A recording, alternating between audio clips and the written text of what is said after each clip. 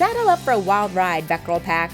We're headed to the heart of Music City for Vet Girl U this summer. So mark your calendar to join us for a rootin' tootin' good time, June 27th to 29th, 2025 at the Renaissance Nashville Hotel. We're bringing the heat with hot chicken, honky tonkin', and some seriously amazing CE.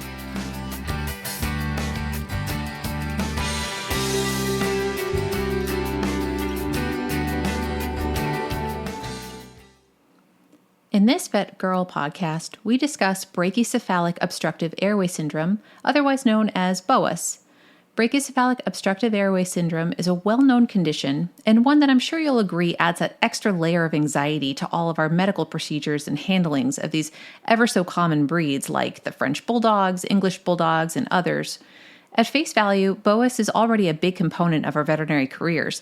The popularity of the breeds and their extreme conformations means that we see it with increasing frequency. More specifically, though, how should we be managing these BOAS patients when they're hospitalized with us? Many of you will be familiar with the post-op French Bulldog that requires continued sedation or even a tracheostomy to manage the triad of excitement, hyperthermia, and a compromised airway, or so we think. Is there another way to minimize stress and preserve the airway in these patients? When even just a routine blood draw can send these patients into respiratory distress, we often have to reach for sedation to keep them calm and safe. So what can we do when we have to recover these BOAS patients from anesthesia or sedation? Well, today we're going to explore the option of an owner-assisted recovery in the postoperative period in a recent 2023 article by Camarasa et al. Entitled Owner-Assisted Recovery and Early Discharge After Surgical Treatment in Dogs with Brachycephalic Obstructive Airway Syndrome. In this study, the authors retrospectively compared the recovery of their BOAS surgery patients with and without owner assistance in the recovery period. The surgeries were performed by the same surgeon at a single center over the course of 2 years. During that time period, it seems the center changed their recovery protocol from a standard recovery to then an owner-assisted recovery in the middle of the study period. The authors define standard recovery as recovery without the owner present. In other words, the patients were recovered postoperatively, they were extubated in the ICU, and they were hospitalized for a minimum of 24 hours.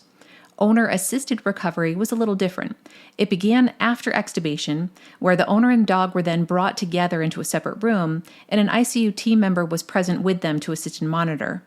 These dogs were then discharged the same day once they were ambulatory and breathing comfortably. A total of 63 dogs were included in the study.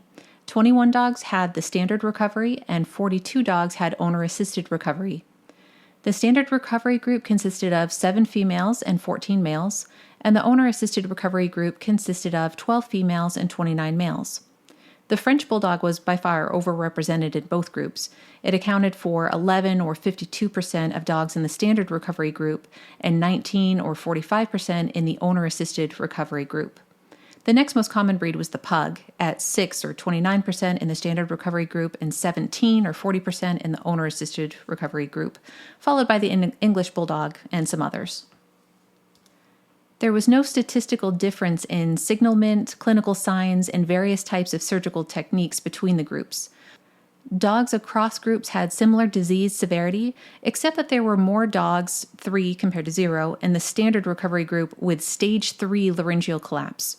Just as a refresher, stage 1 laryngeal collapse is the eversion of the laryngeal saccules into the glottis. Stage 2 laryngeal collapse is when the cuneiform processes of the arytenoid cartilages, which is the most cranial portion, loses rigidity and starts to deviate inwards into the lumen. And stage 3 is when the corniculate process, which is the most caudal portion of the arytenoid cartilages, also collapses inwards towards midline, resulting in complete laryngeal collapse. Side note, stage 3 is life-threatening and it's not surgically correctable, but that's a whole different podcast. So it's interesting to keep in mind that more dogs in the standard recovery group had such severe disease. All the dogs in this study had a palatoplasty and a rhinoplasty performed, and 20 to 30% of each group also had a tonsillectomy or sacculectomy performed. 3 animals in the owner-assisted recovery group had a cuneiformectomy performed, compared to only 1 in the standard recovery group. So how did recovery go? All 42 of the owner-assisted recovery dogs were successfully discharged on the same day of surgery. One dog did require re-intubation due to a local bleeding event, but the recovery and discharge then continued as planned.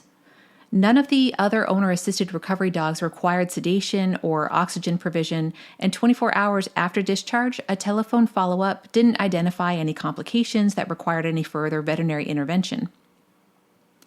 Among the 21 dogs that underwent a standard recovery, 3 required transient sedation and oxygen therapy, and 3 required a tracheostomy tube to rescue them from postoperative respiratory distress upon recovery.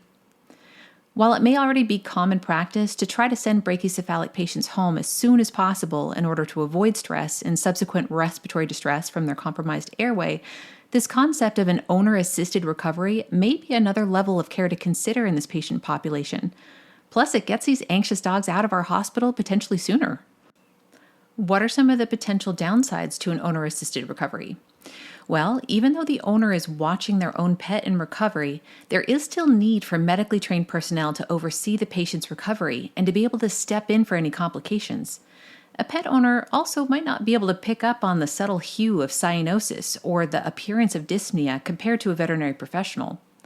The pet owner may understandably want to stay informed by veterinary staff throughout their pet's recovery and progress. So additional support from the veterinary team may be needed with this option to ensure that both the pet's and the owner's needs are met to keep a smooth recovery experience for all involved. Even though it's possible that this owner-assisted recovery may have some unique challenges to sort out for hospital operations and flow, it may be an option worth exploring.